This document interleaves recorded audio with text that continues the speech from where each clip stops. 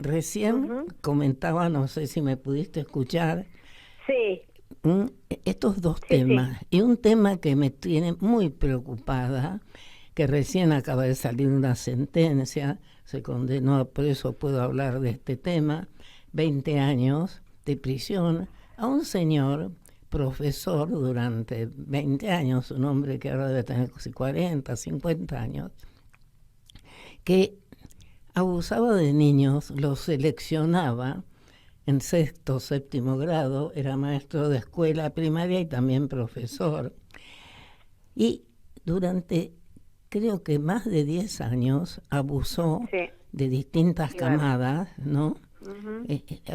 Pero eso se descubrió porque una mamá encontró, y ahí otro tema, hasta qué punto está bien o está mal que los padres miren y controlen el uso de Internet y los mensajes que mandan los niños, porque Ujú. esto se descubrió a raíz que una mamá descubrió un mensaje, Sí. pero estos niños no denunciaron.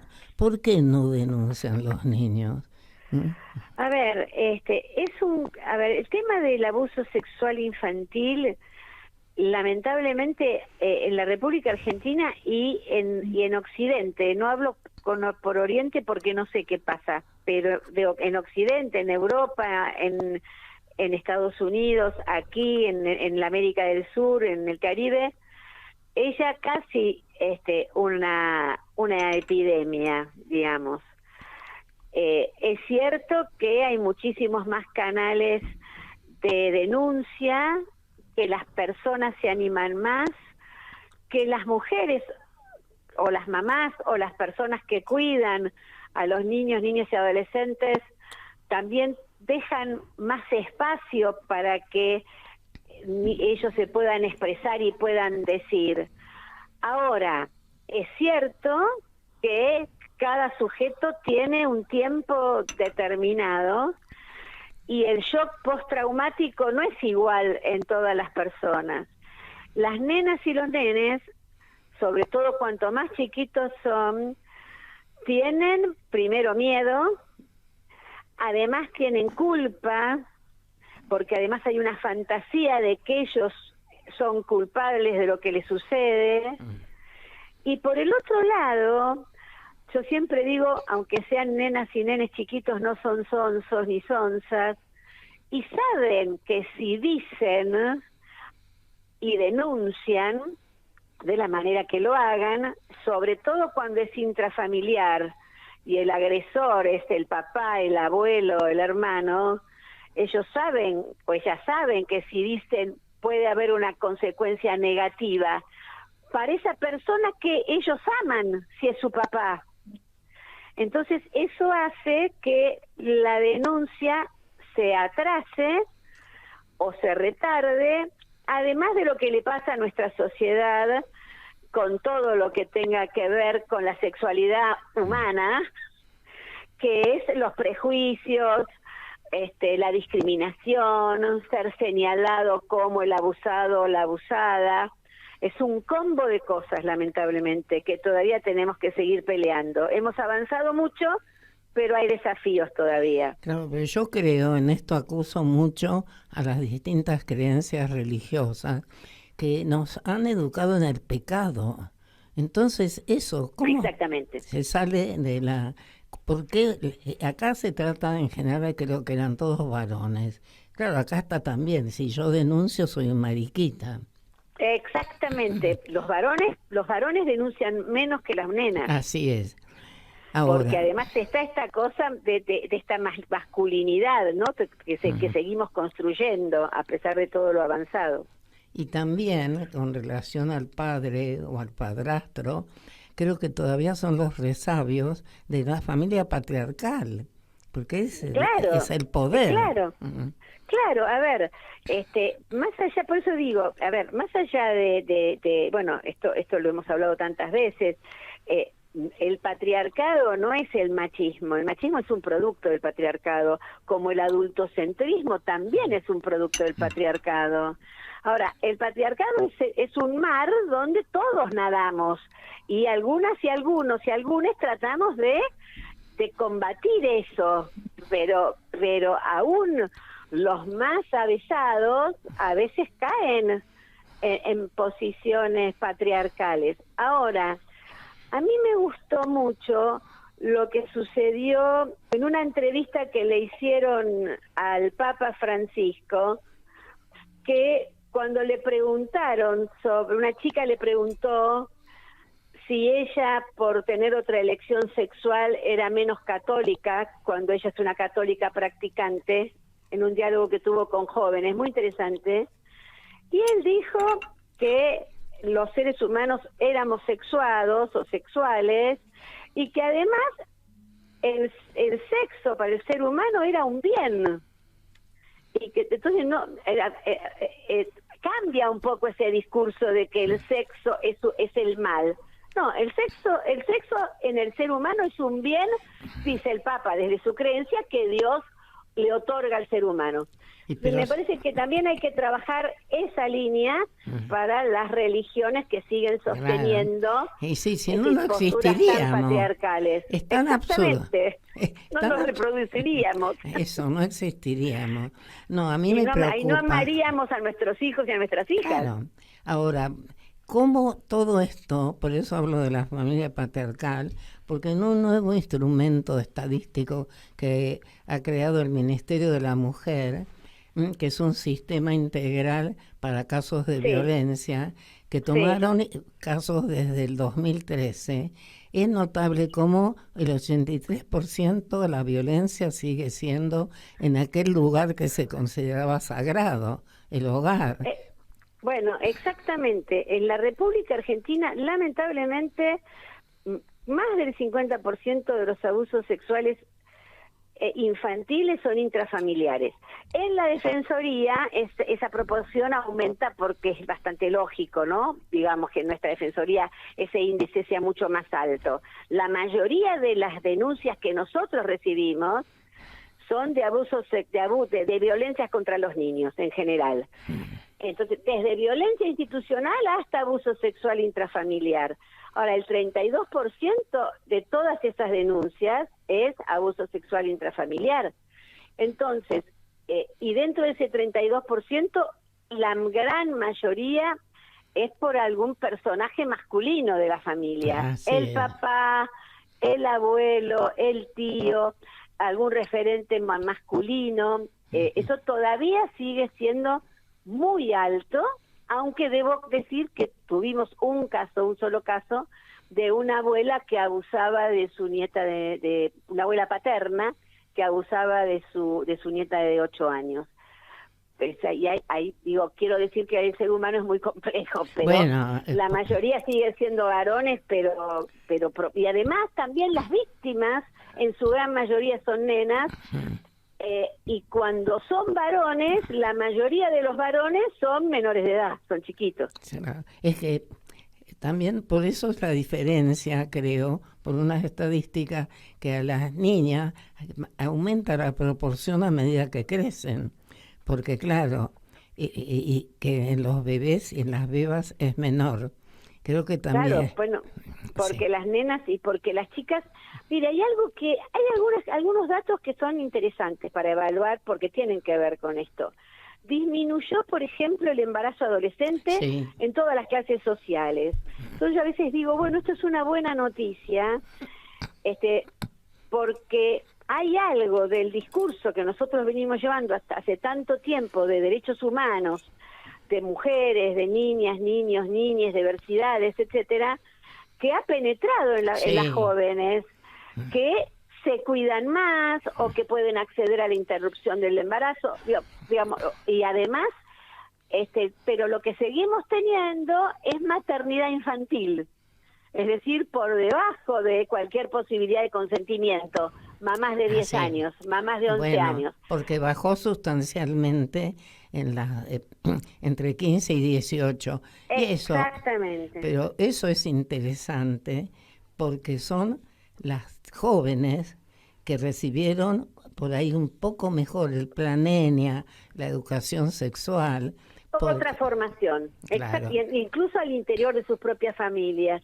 Y además también el tema de la ESI no solo la ESI, yo creo que la ESI, ni una menos, todo lo que sucede en las calles también, hace entre las leyes y lo que pasa en la vida real, en lo que hace el justiciable, digamos, no en la calle, en las peticiones, eso ha hecho que las jóvenes y los varones también, adolescentes, porque nosotros siempre decíamos hace muchos años, cuando una muchachita tiene una relación sexual, ella piensa que corre el riesgo de una maternidad que no desea. Ahora, los varones, cuando vos hablabas con ellos, te decían, porque yo la puedo dejar embarazada a la otra, pero no pensaban en que eso los convertía en padres a ellos. Bueno, porque hoy justamente en otra entrevista que tuve, decía yo la importancia que tuvo el tema de las pruebas de HDI, las pruebas que se investigaron permitieron conocer la afiliación, porque eso fue un cambio sustancial, porque los hombres, y yo siempre cuento una anécdota, doctora Graham se debe acordar, que cuando nuestra querida colega Cecilia Grossman hizo una investigación sobre el tema y explicó lo de las pruebas, un gran catedrático de la facultad se le escapó y dijo, entonces no vamos a poder ir más de minas. Exactamente, me acuerdo perfectamente, hasta del colega me acuerdo de todo. No, acá Andrea... Qué fallido. Terrible. No, que mi coleguita Andrea, que es joven, que a lo mejor, no sé si tenía 5 años en ese momento, o no, a lo mejor ni había nacido, le llama la atención, porque era tal la impunidad que no se relacionaba con... Claro, porque ¿cómo se prueba un juicio de filiación? Era muy difícil, porque generalmente son todas situaciones en la intimidad. Entonces las pruebas dijeron, ojo, acá... Ahora, ahora sí seguimos teniendo un problema, que aprovecho el llamado a ustedes para hacerlo público. Yo lo he sacado en una recomendación que se llama abuso sexual y revinculaciones forzadas. Tenemos el problema que acaba de decir, que es la dificultad en la prueba del abuso, sobre todo de las nenas y los nenes, ¿no? Y las más chiquitas sobre todo. Entonces, lo que nos sucede, y además no solo la dificultad de la prueba, sino también el poco ahínco que pone el Poder Judicial en el fuero penal para hacerse de otras pruebas que no sean solamente el cuerpo de la nena o del nene. Y más bien, ese es el tema. Muchas veces hay declaraciones que se han hecho en la escuela, una maestra que vio algo, un portero de la escuela que con el niño o la niña tiene un buen vínculo y vio o dijo algo. Es decir, cosas que las niñas y los niños han expresado en otros espacios que no son en una audiencia o en una cámara Gesell. Entonces, eso no se toma en cuenta y la causa se archiva. Bueno, pero Marisa, porque lo que usted está diciendo es lo que yo llamo trabajar con perspectiva de género. Da mucho más trabajo. Entonces, no se puede, ya ha dicho Naciones Unidas, el comité en las recomendaciones, que la escucha del niño es un proceso, no es media hora en una cámara Gesell yendo... Exactamente, ni es un acto procesal de 20 minutos donde la jueza o el juez cumple con el artículo 12 de la Convención, es un proceso, sobre todo... Es más, la Corte Interamericana ha dicho que los estados tienen que empeñarse en encontrar maneras de escuchar a las niñas y a los niños, incluso cuando todavía no han adquirido el lenguaje. Así es. Porque el cuerpo dice de otras maneras. Entonces, nosotros siempre decimos, acá en la de Defensoría, no solo aprendemos y escuchamos la palabra, de aquello que dicen, sino sobre todo aquello que callan. Y hay gente especialista en tener este tipo de escucha. Entonces nosotros le pedimos al Poder Judicial, sobre todo al fuero penal, que investiguen más y que además también las familias se constituyan en querellantes cuando tienen la posibilidad, porque también se impulsa más el proceso y no se archiva tan rápido. Bueno, pero... Porque si se archiva rápido, toda esa conflictividad, se traslada al fuero de familia y así lo tenemos colapsado, ¿no? Bueno, pero Marisa, yo creo que hay que abocarse. ¿Cómo hacemos para articular y no ceder el garantismo? Porque no es que no queremos sin prueba, queremos otra mirada, queremos un cambio. Entonces, ¿por qué hay una presunción de no creer a las madres o de no creer al niño o rápidamente, digamos, decir... Y desgraciadamente me encuentro inclusive con colegas mujeres que ahora están con la historia bueno, pero no está acreditado. Y sí, pero ¿por qué no tomamos el tiempo, en cambio de archivar? Claro.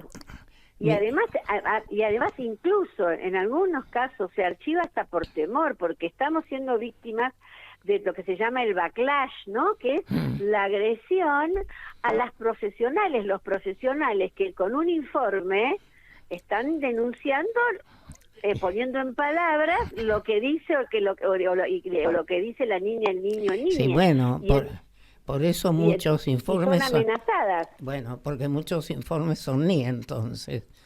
Exactamente, porque atemorizan. Entonces me parece que hay buenas noticias para dar, ¿no? Porque esto también está bien decirlo, que haya bajado, yo creo que a mí me entusiasma la idea de que haya bajado el embarazo en las y los adolescentes, porque quiere decir que hay algo de nuestras disputas, de nuestras peleas de tantos años y de las normas que fuimos adquiriendo y fuimos ganando, han penetrado, pero también han calado en los chicos y las chicas, que el futuro sea un poco mejor de lo que es, pero también exigir al Poder Judicial perspectiva de género, de derechos humanos y de derechos de los niños, niñas y adolescentes a ser escuchados, como bien decías, dentro de un proceso que no son 10 minutos. En 10 minutos nadie devela un trauma. Es que yo creo que todavía esta sociedad siempre me quedó cuando empezamos a trabajar el concepto del niño, el niño sujeto de derecho y la escucha. A mí me molestaba cuando decían, gente a la que respeto mucho, bueno, la escucha del niño no es como un testigo, no es perito, no es esto, no es vinculante. Le poníamos una cantidad de no, que creo que ya también, porque es al revés. Yo le tengo que creer al niño y ver qué medidas tomo que en esa creencia me permitan que ni se ponga, digamos, o sea, si yo suspendo un sistema de visita o hago un sistema de contacto controlado, que el padre vea a su hijo. Pero todo eso se puede trabajar. Por eso nosotros hablamos, digamos, nosotros ponemos abuso sexual y revinculación forzada. La revinculación nunca puede ser forzada, aunque el señor denunciado sea inocente y sea otro el agresor. Y efectivamente no es el abuelo, es el tío. Muy bien, pero lo que no se puede hacer es forzar a ninguna persona a hacer lo que no quiere, menos a una niña, a un niño, por el auxilio de la fuerza pública. Entonces hay que trabajar eso. ¿Por qué ese niño, esa niña no quiere ver a este papá, a este abuelo? Entonces me parece que eso hay que volverlo a trabajar muchísimo, porque ese vínculo se rompió, y dejar de culpabilizar a aquella sobre todo, que es la que escucha. Porque, a ver, un nene chiquito, lo que está siendo abusado, ¿a quién primero se lo va a decir? A ver, si tiene una madre presente o una persona gestante presente, a la primera que se lo va a dar a entender o a decir es a esa persona. No se lo va a contar a una persona extraña, a una jueza que no conoce. Claro, pero Marisa, por ahí yo creo que hay que cambiar un poco, digamos, el sistema como una inversión. No digo total de la carga de la prueba, pero hay que usar las pruebas dinámicas.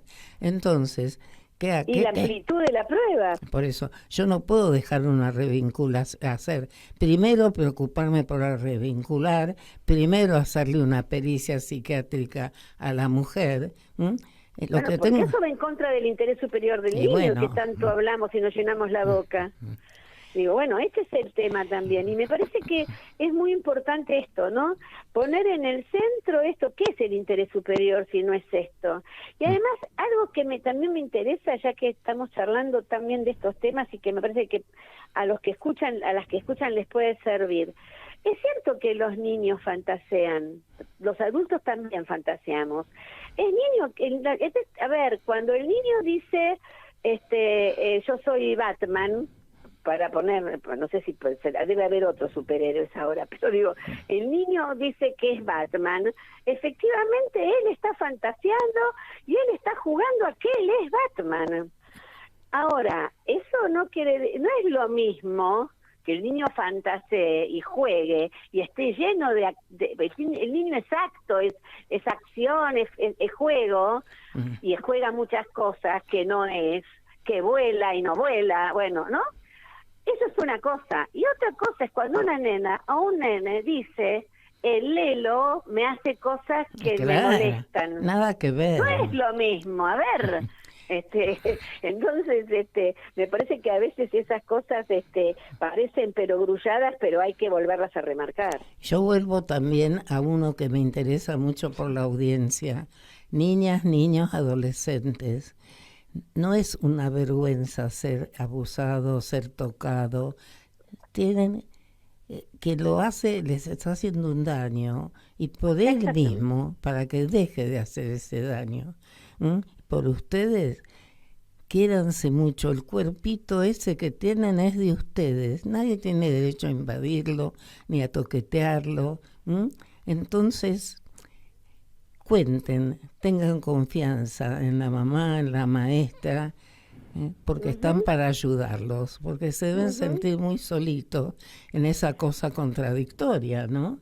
Que justo... Claro, exactamente. Entonces, así es.